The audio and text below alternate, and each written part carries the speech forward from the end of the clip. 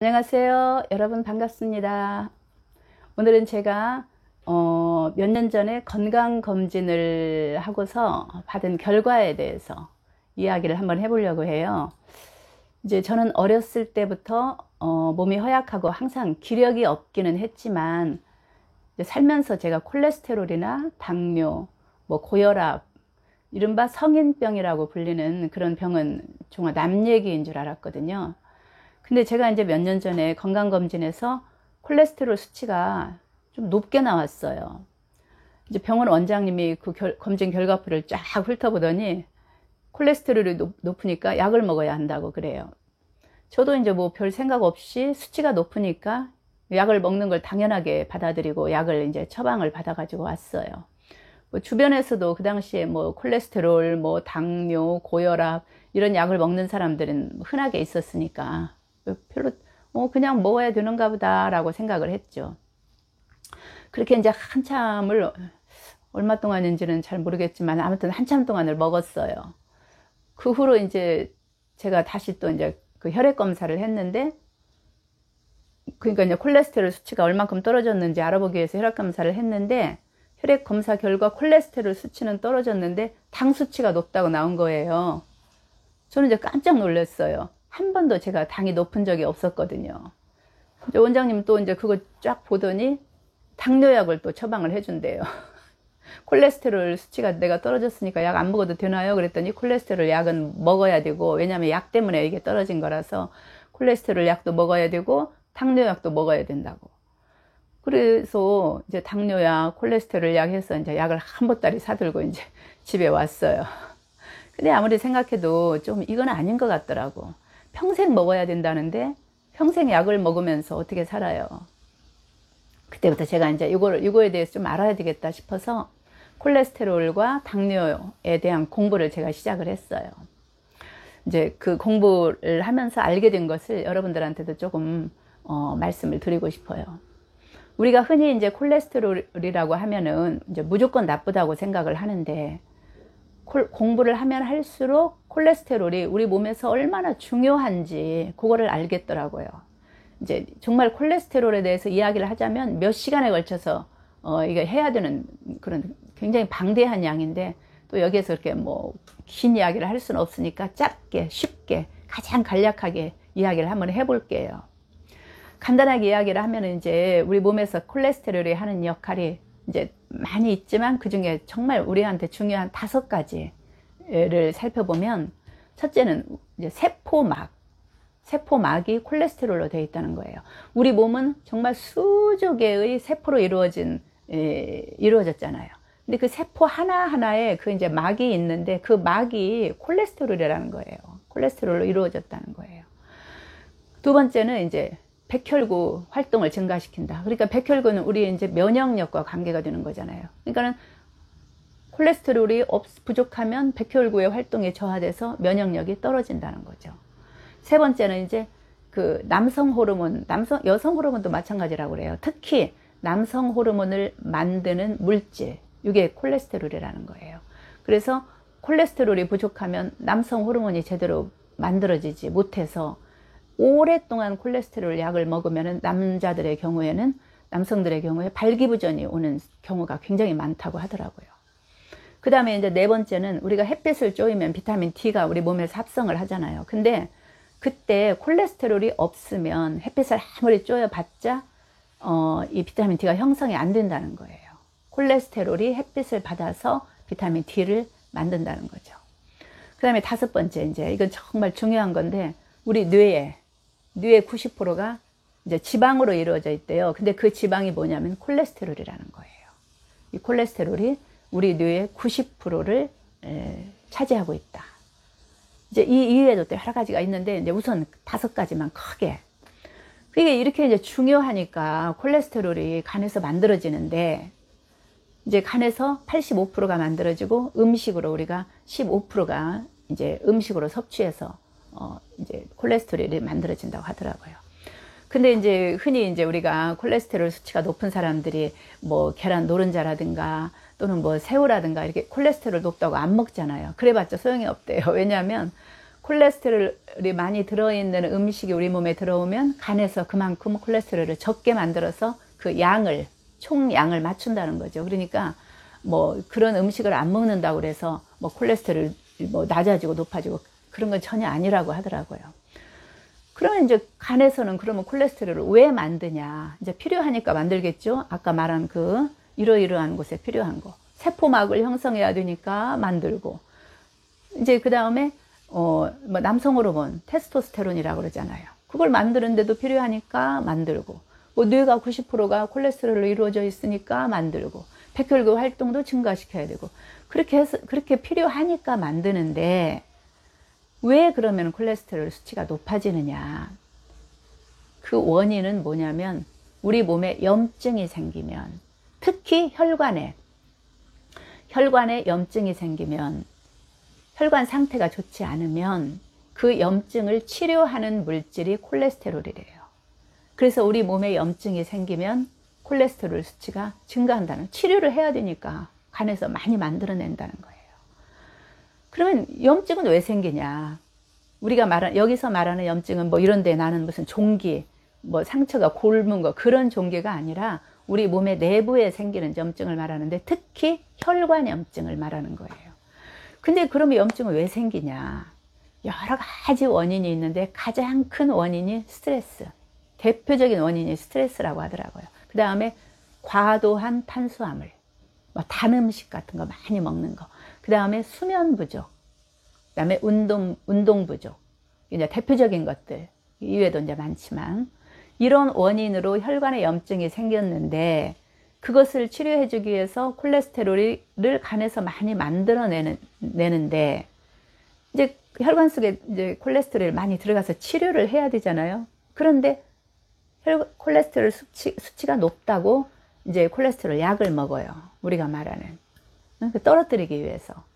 그게 이제 스타틴계 약물이라고 하는데, 이 스타틴이라는 것은 약 이름이 아니고 그 약의 성분을 말하는 거예요. 그래서 이제 A라는 제약회사에서는 이러한 이름으로 스타틴계 약물을 만들고, B, C, D, 이제 제약회사마다 이름은 다르지만 그 성분이 스타틴계 약물이라고 그래요. 그러면 우리가 이제 그 콜레스테롤 수치를 떨어뜨리기 위해서 스타틴계 약물을 먹으면 몸에서 어떤 현상이 일어나냐면, 일단 간에서 이제 콜레스테롤을 만들어내야 되는데, 만들 때 필요한 효소가 있대요. HMG, CoA라고 하는, 뭐 이름은 중요하지 않으니까, 이런 이제 효소가 있는데, 이 효소가 콜레스테롤을 만들게 한대요, 간에서. 근데 이제 콜레스테롤 약을 먹으면 이 효소가 일을 못하게 이제 꽁꽁 묶어 놓는 거죠. 이제 움직이지 못하도록 차단을 시켜버린대요. 그러니까 콜레스테롤을 만들어줄 수가 없는 거죠.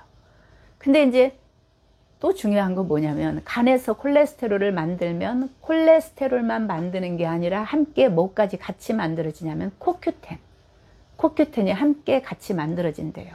그래서 이제 우리 지난 시간에 제가 말씀드렸잖아요. 우리 세포 속에 최종 정말 그 에너지 공장이라고 하는 미토콘드리아라고 하는 곳에서 이제 코큐텐이 뭐 에너지를 각 기관으로 이제 증폭시키는 역할을 하고, 또 심장이 평생 뭐 1초도 쉬지 않고 심장이 뛰도록 만들어주는 영양소가 코큐텐이라고 했잖아요. 근데 이게 콜레스테롤 약을 먹으면 코큐텐까지 만들어지지 못하는 거예요. 코큐텐 만들어지는 경로가 차단이 되는 거예요. 그래서 콜레스테롤도 못 만들고 코큐텐도 못 만드는 거예요.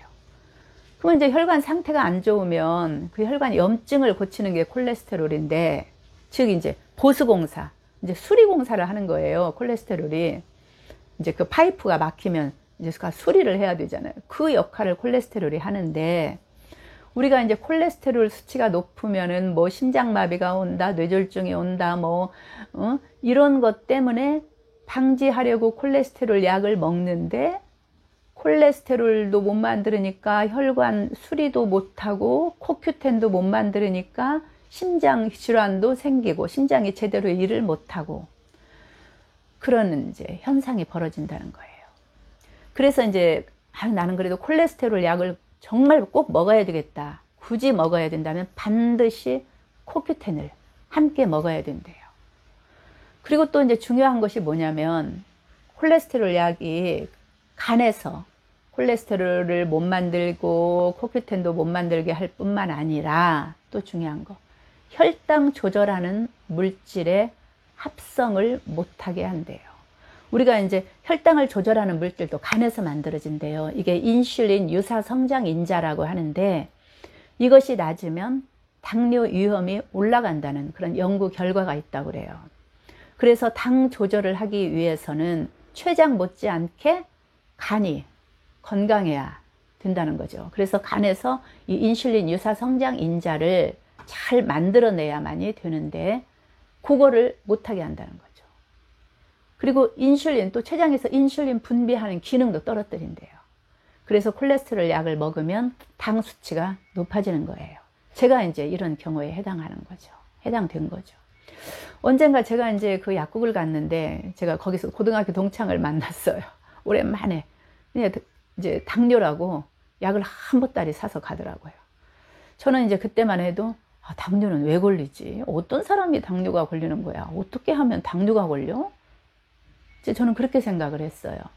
근데 제가 이제 당뇨가 돼버리는 거예요. 당 수치가 올라간 거예요.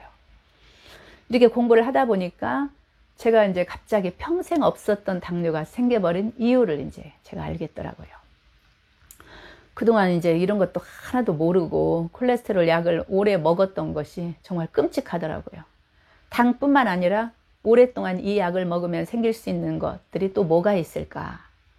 이제 간이 이제 콜레스테롤, 코큐텐 이런 것들을 정상적으로 만들어내야 되는데 못하게 막아버리니까 간에 손상을 일으키는 효소가, 얘도 이제 스트레스를 받는 거예요. 효소가 증가한대요. 그래서 콜레스테롤 약을 먹는 사람들은 정기적으로 간 검사를 해서 이제 그 수치를, 추적 관찰을 해야 된다고 하더라고요. 뭐 우리가 간 검사하면 뭐 ALT, 뭐 AST 이런 수치 있잖아요.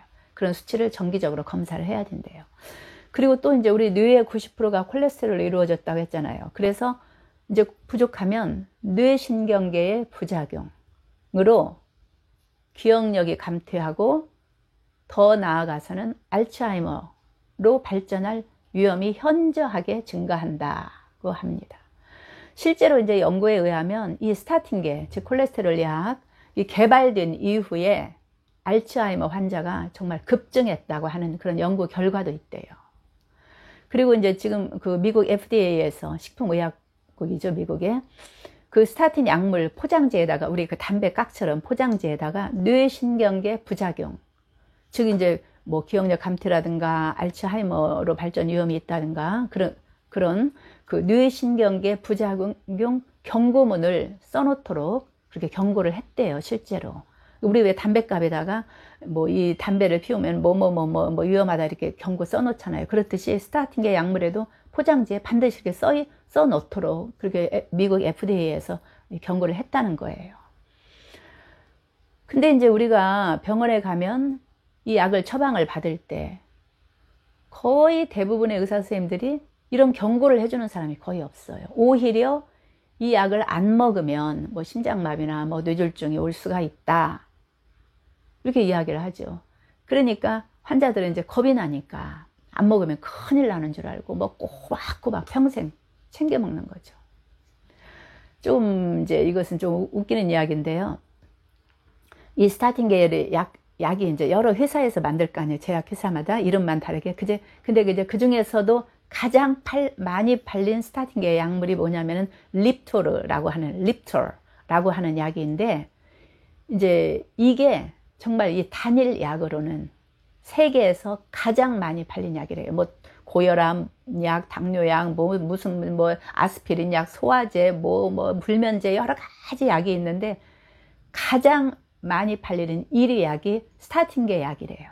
근데 그 중에서도 1위가 뭐냐? 이 립토라고 하는 약이래요.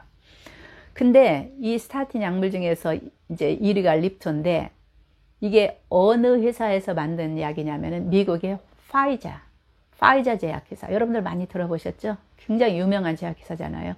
파이자 제약회사에서 만든 약이 립토인데, 아까 이제 10년 넘게 이 약을 먹으면 발기부전이 올 수 있다고 했잖아요. 근데 이 파이자 제약에서 만든 게 바로 비아그라래요.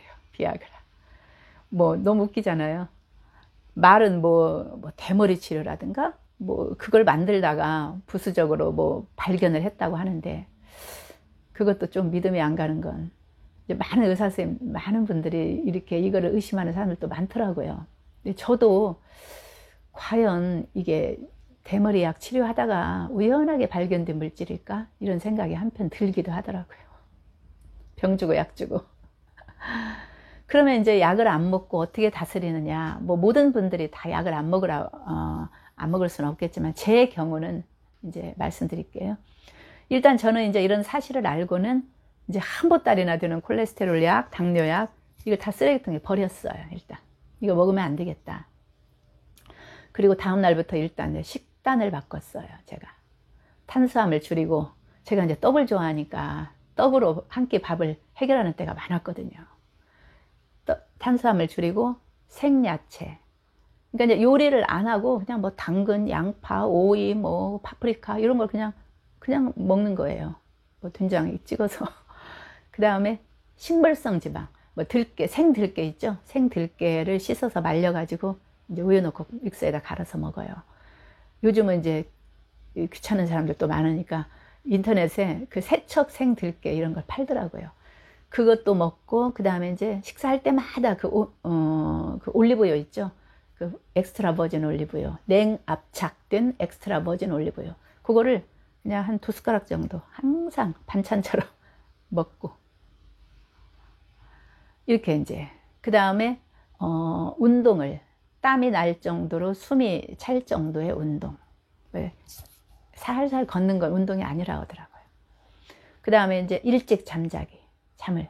사실 나이가 있으니까 이제 밤에 잠들기가 좀 어렵기는 해요. 뭐 젊을 때처럼 이렇게, 옛날에는 뭐 누우면은 바로 잠들었잖아요. 근데 지금은 이제 그래도 쉽게 이제 일찍 자려고 제가 노력을 했고요.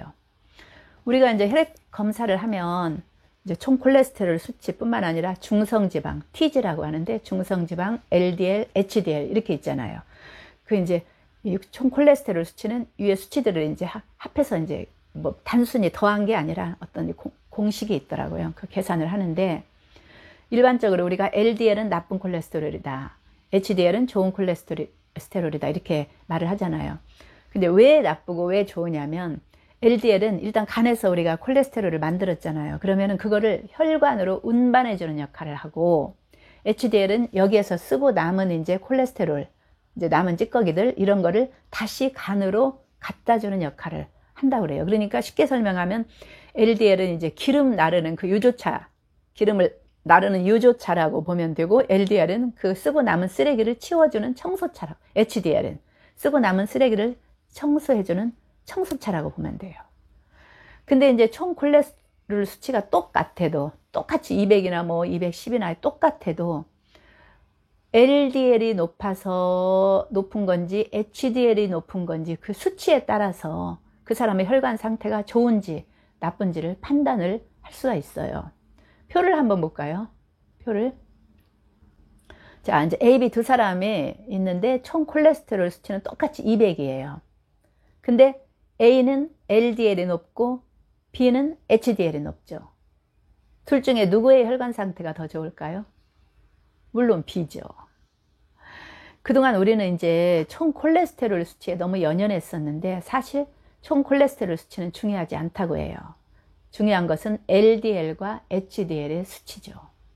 콜레스테롤 수치가 200을 넘어도, 뭐 설령 210, 220이 돼도 HDL 수치가 높아진 거면 아무 문제가 없는 거예요. 제 혈액검사 결과 한번 볼까요?